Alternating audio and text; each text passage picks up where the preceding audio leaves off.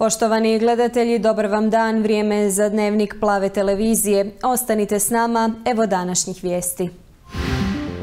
34 godine prošlo od prve oslobodilačke operacije u Domovinskom ratu, koja je bila podstrijeh za sve ostale vojne akcije. Dogodila se u virovitičkom prigradskom naselju Jasenaš, gdje je obilježena godišnjica oslobođenja. Održana treća po redu Mrka trka. U povodu dana Virovitičko-podravske županije središtem Virovitice trčalo 600-tinjak rekreativaca i profesionalaca, i to u noćnoj atmosferi. Osim sporta i dobre zabave, Mrka trka dobila i humanitarnu notu. Gradsko društvo Crvenog križa Virovitica organiziralo darivanje krvi. Svi koji su je darovali osigurali si besplatnu startninu na utrci Litice oko Virovitice.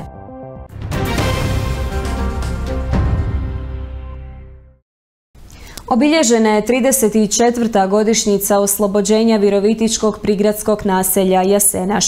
Bila je to prva združena akcija Zbora Narodne garde i policije u Domovinskom ratu, a važna je jer je, kako je istaknuto na obilježavanju, pokazala da je neprijatelja moguće pobijediti. Hrvatska je strana iz te akcije izašla kao pobjednik, a Virovitica postala prvi slobodni grad u Hrvatskoj. U akciji su ranjena 6 pripadnika virovitičkih postrojbi, a oslobađanjem Jasenaša srušio se san o stvaranju velike Srbije, što je hrvatske vojnike dodatno motiviralo na nastavak uspješnih operacija u zapadnoj Slavoniji. U spomen na te slavne dane hrvatske povijesti položeni su vijenci i zapaljene svijeće, a obilježavanje 34. godišnjice organizirala je udruga dragovoljaca i veterana Domovinskog rata Ogranka Virovitica, kluba Sokol Milanovac. Upravo nakon prvog dana škole četnici su garantirali našu školu u Rezovačkim Krčevinama, međutim učiteljica je pustila djecu u 2 sata, oni su u 4 napali minobacačima školu i djeca nisu stradala. Onda je naš krizni štab tadašnji općine Virovitica, ratne općine, donio odluku da se ide Jasenaš osloboditi, jer po dojavi naših vezista tu su već 2 tjedna prije toga autobusima bili zapovjednici iz Banjalučkog korpusa i specijalnih jedinica i JNA koji su trebali tu razmjestiti teško topništvo i da Virovitica prođe kao što je prošao recimo Vukovar, Pakrac i tako. Evo, ova akcija omogućila upravo uspješna i omogućila da Virovitica ne bude upravo tako, grad ne strada, nego je tada naši čelništvo procijenilo i jako dobro napravilo tu odluku i mi smo evo zajedno neki 300-tinjak policajaca, pripadnika Hrvatske vojske, tada ZNG-a, išli u akciju, a jedan dio isto negdje preko tako oko 300-tinjak, 400-tinjak je ostalo u gradu, jer vojarne su još bile kompletno JNA. Oni su morali blokirati vojarnu, čuvati da iz vojarne ne izađe vojska, ne napadne nas, jer su nam prijetili avionima da će tu ući u 12 sati kad smo oslobodili Jasenaš.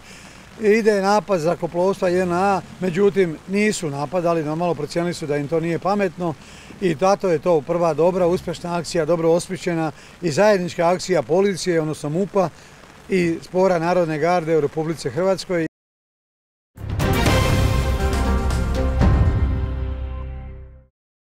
Na stazama od 2,5, 5 i 10 km 600-tinjak rekreativaca i profesionalaca proteklog je vikenda ispunilo stazu već tradicionalne virovitičke Mrke trke. Nestrpljivo se čekao start, ali i iščekivanje publike tko će među prvima doći do cilja. Osim natjecateljskog duha nije nedostajalo ni zabave, za što se pobrinuo virovitički DJ Leo Škrinjarić i trkače razgibao popularnim svjetskim hitovima. Bila je to zasigurno još jedna mračna utrka za pamćenje koju je po 3. put organizirala sportska zajednica Virovitičko-podravske županije.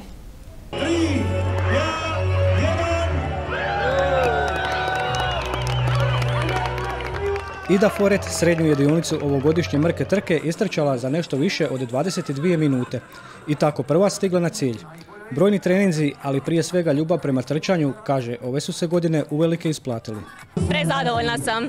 Znači, od početka, od same organizacije dolaska, podjele brojeva, već se osjetila dobra atmosfera, napetost. Utrka je bila korektna, zanimljiva, trkači dobro raspoloženi. Stvarno smo na stazi motivirali jedni druge. Evo, prošle godine sam bila druga, sad prva.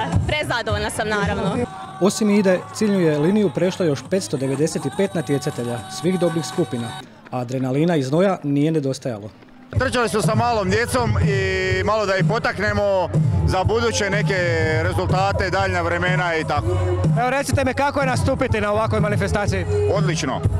Uvijek zadovoljstvo na svim utrkama koje smo prošli i stalno idemo po nekim utrkama, ja i moj tim, Litnice oko Virovitice. Prezadovoljni.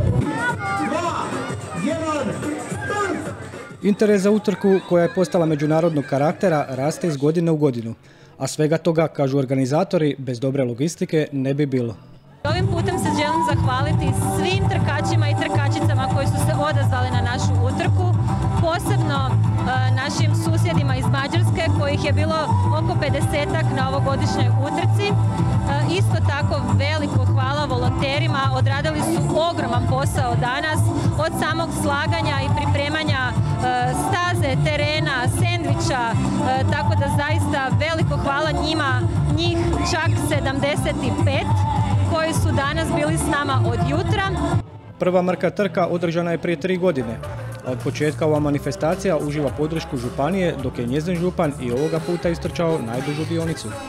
Krenuli smo prije 3 godine da na neki način sa ovom Mrkom trkom promoviramo trčanje, da dovedemo obitelji koje će zajedno trčati, a evo nakon 3 godine uz samo promociju trčanja ta trka je prerasla već i u nešto više, ima dosta i profesionalnih sportaša, trkača koji su došli ovdje istrčati možda i svoje najbolje rezultate. Doista smo zadovoljni sa brojem prijava i ono što me najviše veseli da evo i nakon prve Mrke trke imamo priliku vidjeti kroz godinu ljude na ulici kako trče, kako se rekreiraju i ja vjerujem evo da je tome doprinijela upravo i ova trka. Atmosfera je cijele večeri bila na vrhuncu, za što se pobrinuo DJ Leo, koji je postao neizostavan dio ovakvih događaja. Čast mi je biti na ovoj manifestaciji, od prvog sam dana, evo ovo je već 3. takav događaj. Volim vrtiti gramofonske ploče, volim prezentirati javnosti nešto malo drugačiju glazbu koja je inače uobičajena u hrvatskom eteru. Ono što ja obožavam i volim, što je moj veliki hobi, ovdje mogu podijeliti s ljudima, a ujedno ljudi koji se bave sportom su uključeni u sve to, tako da je to sve jedna jako lijepa priča, zahvaljujući upravo sportskoj zajednici Virovitičko-podravske županije, Virovitičko-podravske županije koja je to sve i osmislila povodom dana njezinog osnutka. Profesionalci, ali i rekreativci, mnogi od njih po prvi puta na trkačim stazama svojim su prisustvom potvrdili da je Mrka trka izgradila status najposebnije utrke u regiji. Jer svi oni koji su bili dio te priče slažu se u jednom. Ta je trka događaj za pamćenje. Ja vidim i ove godine, svake godine nove ljude i svake veseli me što i nakon istrčanog prvog puta, prve Mrke trke, ljudi dalje se nastave baviti trčanjem. To je poruka i za sve ostale, dođite, probajte, evo ako mogu ja, mogu i svi. Ako ne trčite, ako niste u sportskoj kondiciji kao što sam ja, recimo s viškom kilograma, a dođite malo, čagajte uz glazbu, malo ćemo popričati o pločama, nešto razmijeniti, neku ideju i nije samo bit trčanja, bit je druženje i upravo je ovo glazbeno-sportska manifestacija na kojoj svako nešto može naći za sebe. I upravo zbog toga vidimo se sljedeće godine.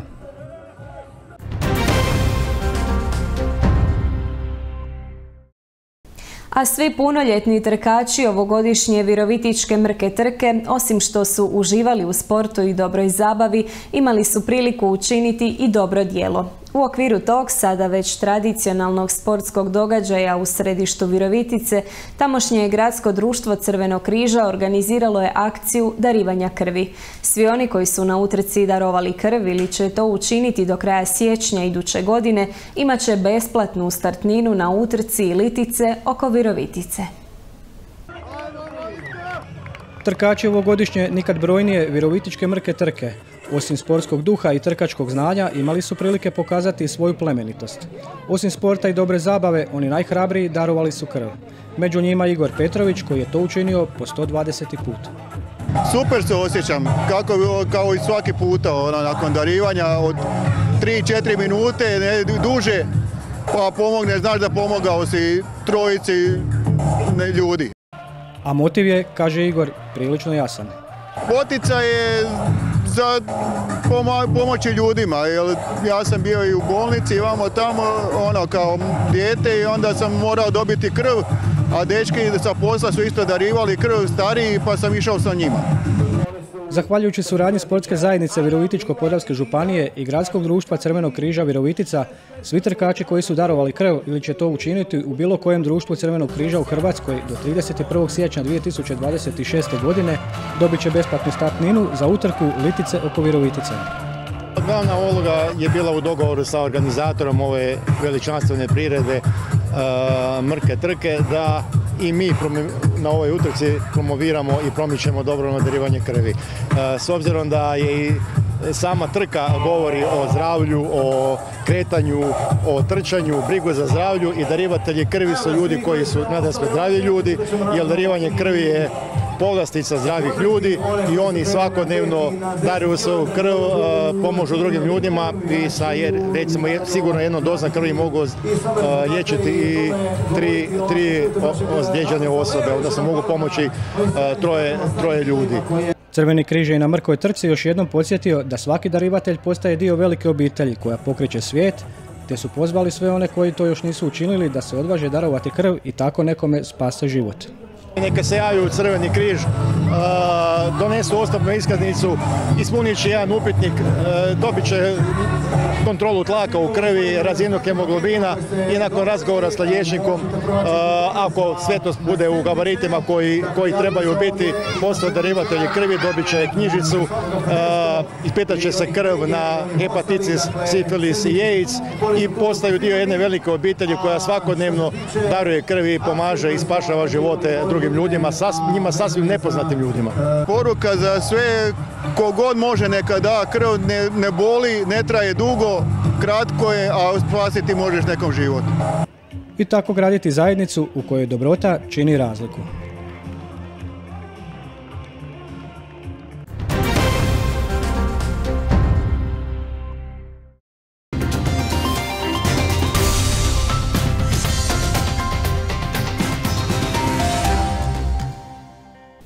Ostaje nam još vremenska prognoza. Sutra će, kažu prognostičari, biti promjenjivo oblačno s mjestimičnom kišom, češćom u drugom dijelu dana. Lokalno su mogući pljuskovi s grmljavinom, osobito na Jadranu i predjelima uz njega, gdje će biti obilni, a ponegdje je vrlo vjerojatno i grmljavinsko nevrijeme. Najmanje kiše past će na istoku zemlje. Zapuhat će umjeren jugoistočni i južni vjetar, ponegdje na udare i jak, posebice u Gorju.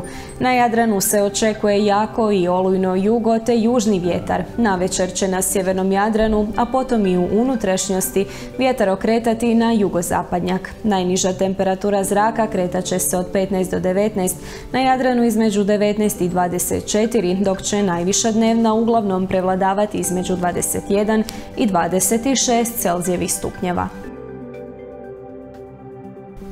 Biometeorološke prilike u cijeloj će zemlji biti nepovoljne. Uz promjenjivo oblačno vrijeme i mjestimičnu kišu, mnogi će meteoropati patiti od slabije koncentracije i lošijeg raspoloženja. Na Jadranu uz jako i olujno jugo tegobe mogu biti i jače izražene, zbog čega se meteoropatima savjetuje izbjegavanje suvišnih napora, a kroničnim bolesnicima da se pridržavaju savjeta liječnika i uzimaju redovitu terapiju. U četvrtak se očekuje postupno smanjenje na oblake, još lokalno uz kišu, pa i u obliku izraženih pljuskova s grmljavinom. Tijekom prijepodneva na srednjem i južnom dijelu Jadrana treba računati i na grmljavinska nevremena, praćena obilnom kišom. Potom od petka prevladavajuće sunčano, u unutrašnjosti u svježa jutra, lokalno i maglovita. I dalje ne posve stabilno, pa je u poslijepodnevnim satima uz jači razvoj oblaka u kopnenim krajevima moguć poneki pljusak. U petak i na sjevernom Jadranu danju će biti toplo i vrlo toplo.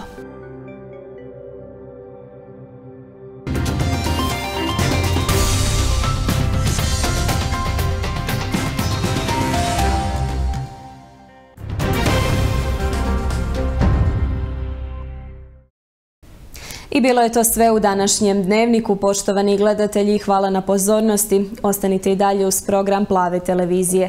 Doviđenja.